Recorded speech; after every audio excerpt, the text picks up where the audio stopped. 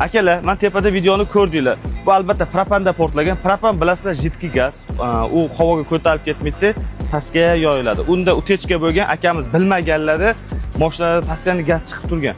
Bu yoqda sezgan bo'lsangiz, magazindan menimcha sigaret olib chiqdi yoki nimadir olib chiqdi-da, sigaret yoqqanda utechka bo'lganda mashinada portlab ketdi. O'shanaqa holat bo'lmasligi uchun men sizlarga zo'r layfhak o'rgataman. Bungacha like, podpiska bosib tursanglar, akalar xudo xolsa manfaatli bo'ladi. Bizga kerak bo'ladi ozginagina stakanda suv. Mana gubkani любой joyda topsanglar bo'ladi. Bitta qaychini olasizlar-da, ozgina kesamiz. Va bizga mana ozgina gel kerak bo'ladi. O'shanaqa holat bo'lmasligi uchun mashinalarning avvalambor kapot qismini ochib olamiz-da, akalar. Gaz ulangan trubkalar masalan birma-bir ko'rsam o'sha yerda ko'pik qilib tekshirasizlar. Akalar, birinchi mana trubkamizni tekshiramiz. Mana. Ko'pik qo'yamiz. Agar ko'pik qilganimizda mana bu gaz chiqayotganda ko'pik pufaycha bo'lib qolardi. Ko'rdinglar?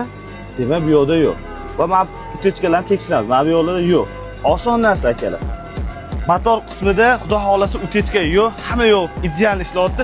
Endi masalan eng ideal kerak bo'ladigan joyni ko'rsataman. Orqadan krishkasini yechib olamiz.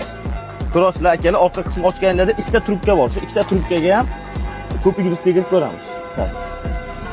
Yo'q, mana xudo xolasa ideal. Agar shunaqa holat old qismda, orqa qismda agar gaz chiqadigan holat sezsanglar, buni yopish zo'r yo'lini o'rgataman. Yopasizlar va ustiga olib kelib bartaraf qilasizlar. Ko'rib turibsizlar, mana bu yoqda tepasida va pastda xuddi shunaqa buriydigan joy bor. O'shani burab qattiq qilib qotirib qo'yasizlar. Xudo xolasa akalar manfaatli bo'ladi.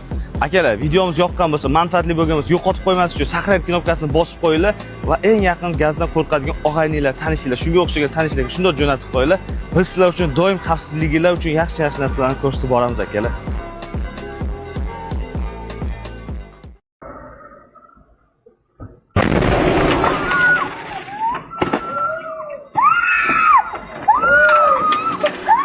Akalar, men tepada videoni ko'rdinglar.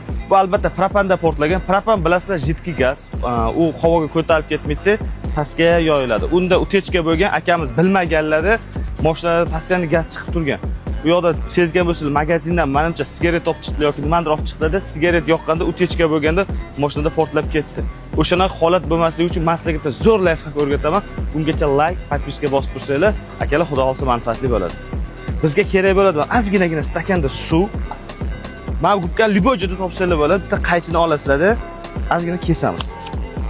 Va bizga mana ozgina gel kerak bo'ladi. O'shanaqa holat bo'lmasligi uchun mashinalarning avvalambor kapot qismini ochib olamiz-da, akalar. Gaz ulangan trubkalar masalan birma-bir ko'rsam o'sha yerda ko'pik qilib tekshirasizlar. Akalar, birinchi mana trubkamizni tekshiramiz.